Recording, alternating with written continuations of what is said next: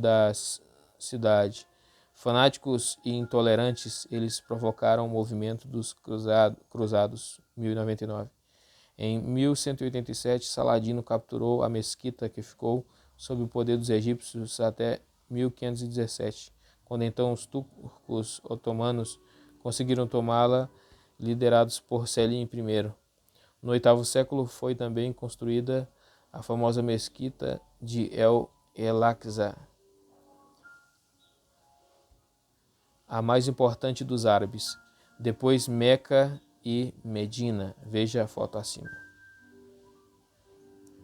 A área do Templo de Salomão era de 410 metros quadrados, cercados por grossas e altas muralhas, sendo as mais importantes as do norte, leste e sul. Veja a ilustração na próxima página. Essas muralhas, segundo o arqueólogo Varren Meden, de 10 a 15 metros de altura. As do primeiro templo eram mais altas ainda. O espaço compreendido entre os muros era muitas vezes a área da casa sagrada do Senhor. Hoje resta a parte ocidental dessas muralhas, conhecida como Muros das Lamentações. Acredita-se que esses muros são do primeiro templo. Robinson descobriu nas imediações do templo um arco que mais tarde foi descrito por Varren como pertencente à ponte que ligava o Moriá ao Sião sobre o vale do Tiropeon, onde hoje está a Porta de Ouro, olhando para o Cedron e o Getsemane, era talvez a porta oriental, por onde Jesus entrava e saía de Jerusalém, quando no Monte das Oliveiras. No muro norte do templo ficava a Porta das Ovelhas, o tanque Betesda e a Torre Antônia. Cidadela. Flávio Joséfo afirma: como estas torres ficavam do lado do norte do muro, o rei tinha o palácio do lado de dentro e perto delas. Porém, o todo desta obra escapa à minha imaginação descrevê-lo. Era tão bonito que não há preço nem gosto artístico que se tivessem poupado na construção, todo cercado de altos muros com mais de 20 metros e adornado de torres de espaço a espaço. Havia diversas alamedas ensombreadas de árvores, com calçadas de cada lado, profundas canais e cisternas ornadas em certos lugares com estatuetas de bronze servindo de repuxos. Confesso que não é possível para mim, ao pensar que tanta riqueza e esplendor serviram apenas para repasto do fogo e de ladrões. Ao norte da cidade ficavam as torres de Hípicos, Fazael e Mariana, mais ou menos onde hoje se acha a Porta de Jafa. Um pouco mais ao norte destas erguia-se a Torre de Pisefinos. Em altura, essas torres, sob o nível do muro de Agripa I, mediam Mariana 30 metros, Pisefinos 40 metros, Hípicos 44 metros, Fazael 49 metros. Cada uma delas era uma inexpugnável fortaleza. O palácio de Herodes ficava dentro da área das torres. Foi diante desse palácio que apareceram uns magos de distantes paragens do Oriente. A pergunta deles alarmou Herodes: onde está o recém-nascido rei dos judeus? Porque vimos a sua estrela no Oriente e viemos para adorá-lo. Mateus 2:2. Aqui residiu Herodes o Grande e daqui provavelmente Pilatos condenou o Senhor Jesus. Fortaleza Antônia localizava-se no ângulo noroeste do templo. Um muro colossal a circundava. Sua maior segurança, entretanto, estava no norte, onde se erguiam as torres. Fazael ficava a oeste, Mariana a leste. Herodes o Grande, que a edificou, construiu dentro dela o Palácio Real, com exageros de segurança, mas residiu no local. O lugar do Palácio Real era estratégico, permitindo ao monarca acompanhar todo o movimento religioso e político que desenrolava na área do templo. O estudioso P. Vincent afirmou: a fortaleza construída por Herodes o Grande situava-se no ângulo noroeste do templo. André Parrotti acrescenta: segundo outros, a basílica conhecida com o nome de Esse Romo corresponde ao lugar exato de onde o procurador romano entregou Jesus aos judeus. Realmente, a fortaleza Antônia ficava no ângulo noroeste do templo. A razão da existência deste lugar é que permitia a Herodes o Grande participar de certos trabalhos religiosos, já que não podia entrar no templo por ser apenas meio judeu. Esse palácio foi dado por Herodes às autoridades romanas e mais tarde se tornou uma espécie de ministério de guerra dos romanos. A residência oficial do procurador romano era em Cesareia, mas quando ele subia a Jerusalém para as grandes festas judaicas, hospedava-se no palácio de Herodes, situado nas proximidades da atual Porta de Jafa. O apóstolo Paulo foi levado à fortaleza naturalmente, a Antônia, ocupada somente por militares. Atos 21, 35 e 37. Pináculo do templo. A palavra pináculo deriva do grego pterion. Dois evangelistas a registram, Mateus 4,5 e Lucas 4,9. Estava localizada no ângulo suleste do muro do pórtico de Salomão. Olhava para o ribeiro do Cédron, com cerca de 100 metros de altura. Flávio Josefo diz que dava vertigem só em olhar dele para a profundeza do vale. Daqui Satã quis que Jesus se atirasse. Egésipo diz que Tiago menor foi lançado do pináculo ao vale. Pórtico de Salomão. A palavra pórtico foi largamente empregada no hebraico ulam e no assírio elamu, e pode ser traduzida por frente. Pode ser a frente de uma casa, de um palácio, 1 Reis 7, e de 7:6, ou de um templo, 1 Reis 6:3. O sírio emprega bit nalani para designar um conjunto de salas, incluindo um pórtico pelo qual se entrava subindo alguns degraus e que conduziam a um salão de audiências. O pórtico de Salomão era uma dependência dentro da área do templo destinada a grandes reuniões. No Monte Moriá, uma grande área de terra foi nivelada, outras áreas foram entulhadas. Essa área media 450 metros norte-sul e 300 metros leste-oeste. Era cercada de muros com pedras que chegaram a medir 5 metros de comprimentos por 60 centímetros de altura. Marcos 13:1. Na esquina do sudeste, dando frente para o Vale do Cédron, estava o átrio interior construído 50 metros acima da rocha. Talvez o ângulo formado pelo parapeito no sudeste, olhando para o Cédron, fosse o pináculo do templo. O pórtico sul tinha 4 fileiras de colunas e se chamava Pórtico Real. Os pórticos de leste e oeste tinham 2 fileiras de colunas. O pórtico do leste era o de Salomão, ocupava toda essa banda. João 10:23, Atos 3:11 e 5:12.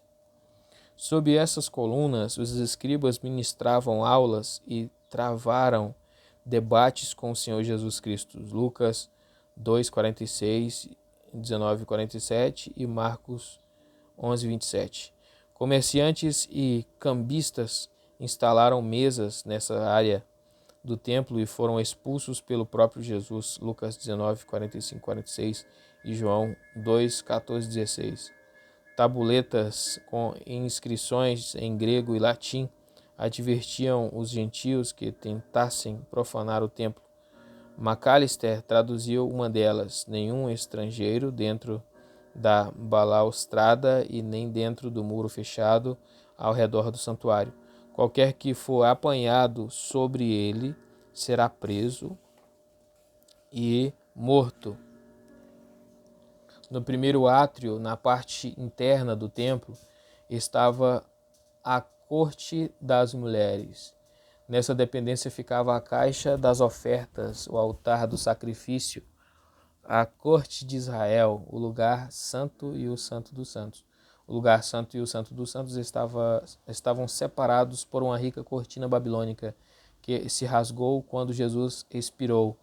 Numa dessas dependências, Zacarias recebeu a visita do anjo Gabriel e os sacerdotes se reuniram para tramar a morte de Jesus. Tanque de Siloé. Gion significa nascente. É uma pequena caudal intermitente. Nasce no vale do Cedron e corre em duas direções, superior e inferior. Hoje é conhecida como Ain Siti Miriam ou Fonte da Virgem.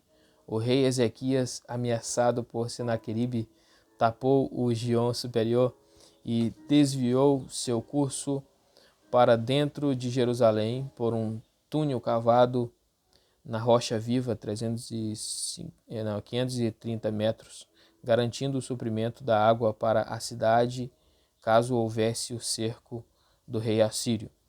Está no lado oposto à Torre de Davi. Despejava e ainda o faz no tanque de Siloé. Ao sul do Siloé foi encontrado o poço do rei.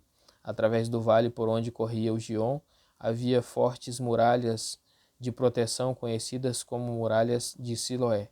A torre de Siloé, que caiu e matou 18 pessoas, deveria estar nas imediações do tanque. Lucas 13, 4. O cego de nascença, mencionado em João 9, foi enviado para Siloé. Tanque de Betesda.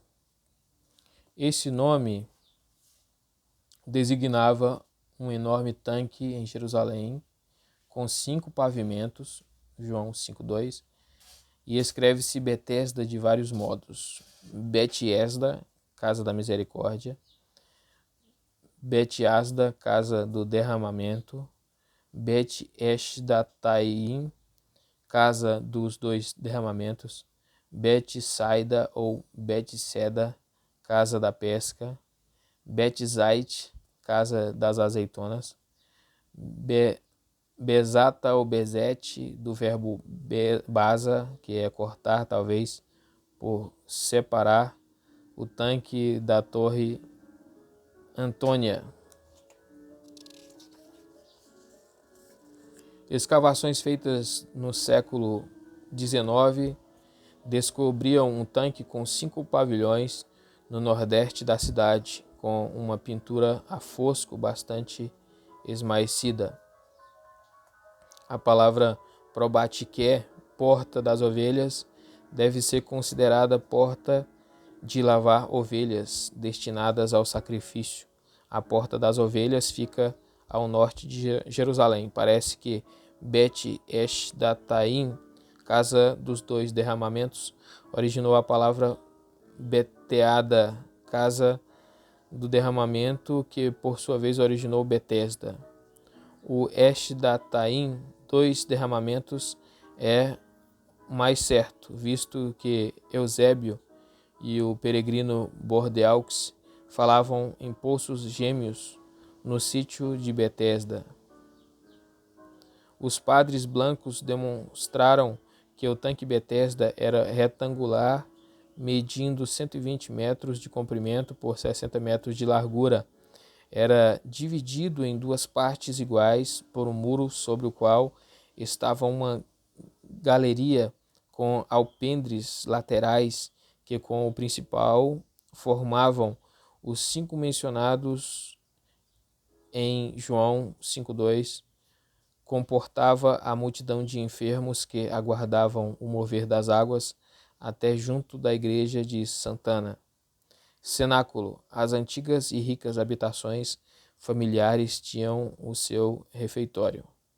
Os evangelhos relatam que o Senhor Jesus pediu emprestado um cenáculo. Mateus 26, 17, 30. A tradição romanista situa-o no Monte Sião, um pouco fora da Porta Sião e das atuais muralhas. Na parte inferior da casa, os judeus apontavam à sepultura do rei Davi, uma vez que o cenáculo em que Jesus comeu com os discípulos a última Páscoa e instruiu a ceia memorial era alto, isto é, de 2 pavimentos. Esse cenáculo foi a sede da igreja nascente de Jerusalém, Atos 1:13, da escolha de Matias e do Pentecoste, Atos 1:14, 15. Alguns acham que a descida do Espírito Santo em Pentecoste, o sermão de Pedro e a conversão de 3.000 ocorrem no cenáculo. A mim me parece que apenas o Pentecoste foi no cenáculo. Os demais ocorrem numa das dependências do templo, Atos 2:46. O exato local do cenáculo nunca pode ser comprovado.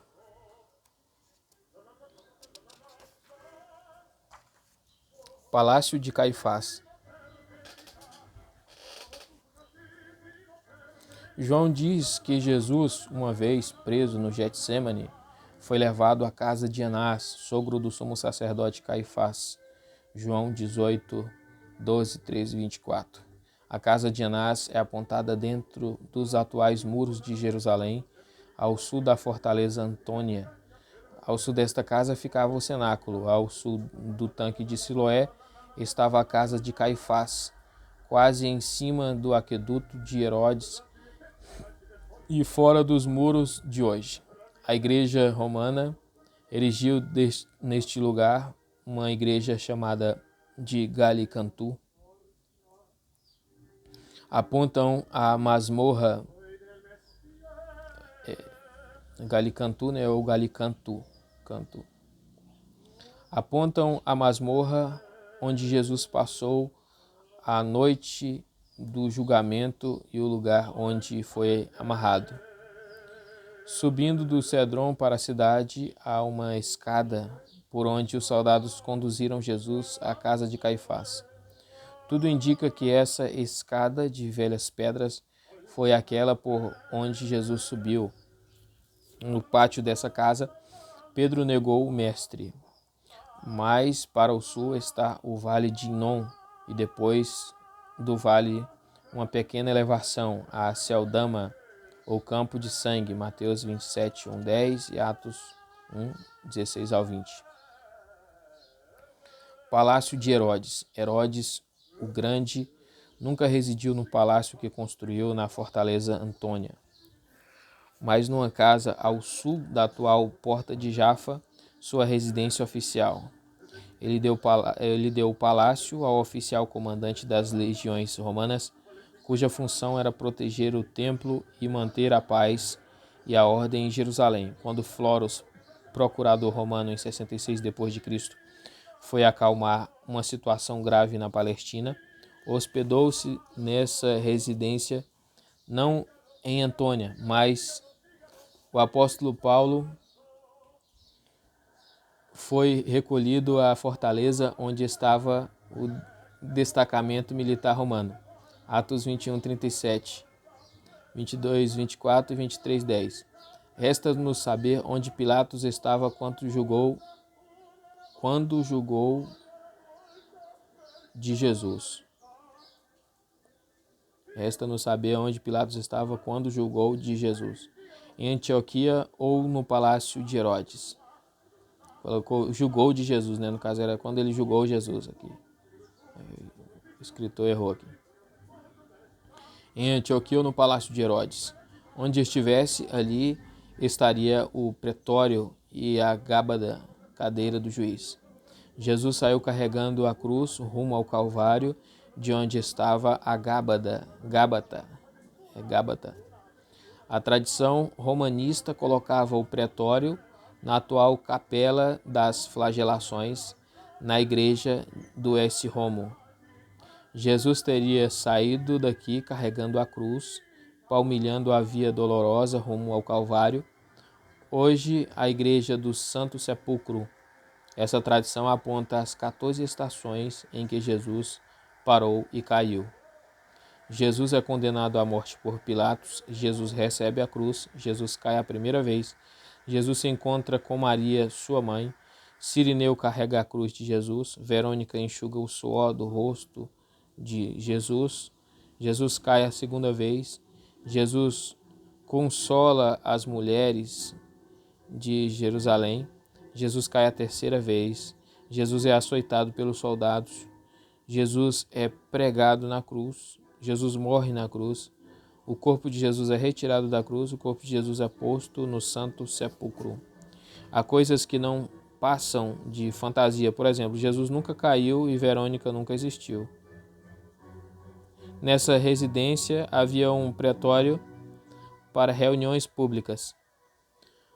O mobiliário constava de uma plataforma onde estava a cadeira do juiz Gábata, de onde saía a sentença Herodes da Galileia, que se achava em Jerusalém por ocasião do julgamento de Jesus. Hospedava-se no palácio Macabeu, Lucas 23:7. A palavra grega que Joséfo usa para designar o tribunal do procurador Floros, é a mesma usada por Mateus para designar o tribunal de Pilatos. É quase certo, pois, que Jesus foi julgado por Pilatos no palácio do governador, de onde saiu carregando a cruz na direção da atual porta de Damasco, rumo ao Calvário, fora dos muros de Jerusalém, o litóstrotos, pavimento onde Jesus foi açoitado, coroado com espinhos e chamado rei por escárnio, acha-se nessa capela. Gólgota, o Santo Sepulcro. O termo Calvário aparece apenas 2 vezes no Novo Testamento, Lucas 23:33, João 19:17. Na Nova Versão Internacional aparece 4 vezes com o nome caveira. É o termo latino Calvarium, que traduz o grego cranion, e ambos traduzem o aramaico Gulgotá. Mateus 27:33, Marcos 15:22, João 19:17. Há 2 razões para esse nome ser dado ao monte. Primeiro, era um lugar de execuções, onde havia muita caveira humana. E segundo, a topografia assemelha-se a um crânio humano sobre o monte em que Jesus foi crucificado e sepultado. A Bíblia declara: era um lugar fora dos muros da cidade de Jerusalém. Marcos 15:20, Atos 7:58 e Hebreus 3:12. Era perto da cidade, muito concorrido, de fácil acesso e perto de uma porta que dava para uma entrada. João 19:17 ao 20. Havia nele um jardim e neste um sepulcro. João 19:41, 42. Na atual Jerusalém há 2 calvários e 2 sepulcros de Jesus Cristo. É difícil determinar qual deles condiz com as exigências bíblicas.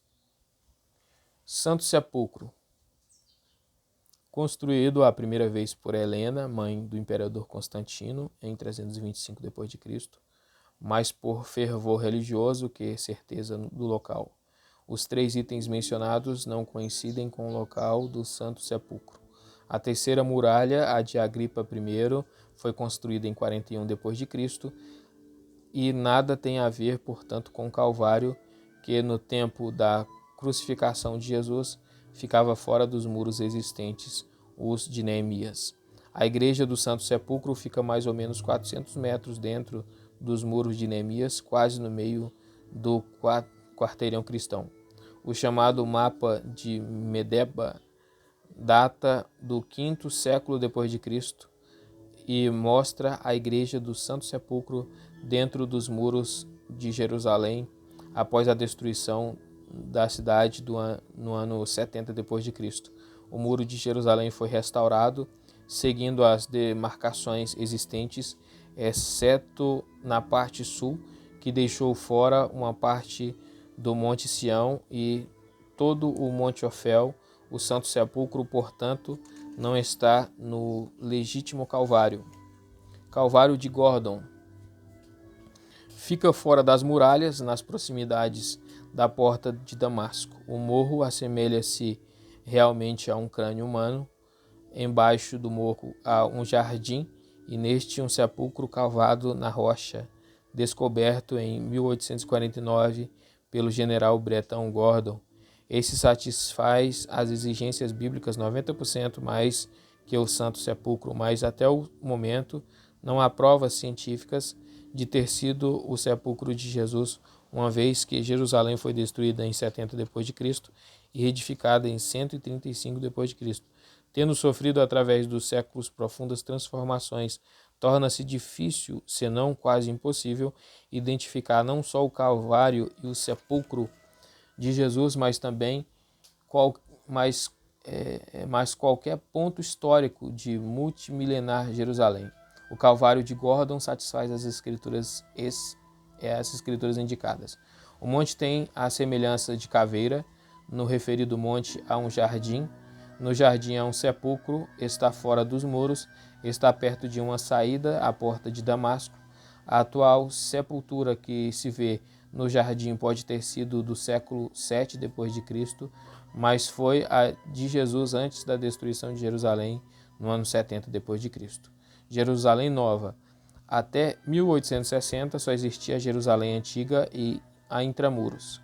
Neste ano, os judeus começaram a construir um bairro fora dos muros, na parte ocidental, estendendo-se para o sul e norte.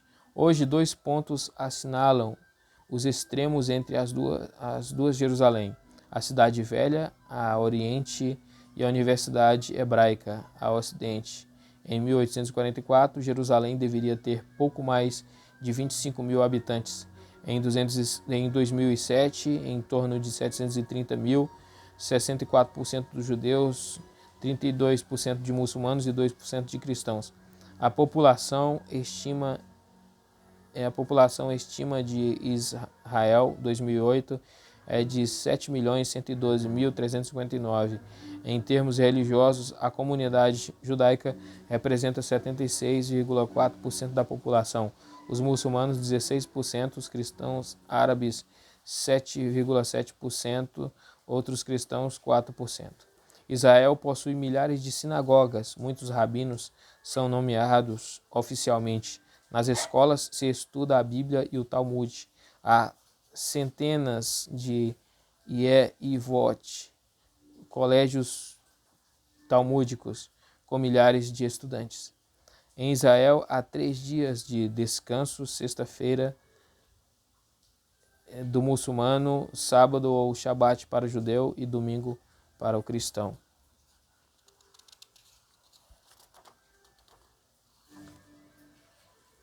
Então aqui acaba esse pequeno capítulo 15 de Geografia Bíblica.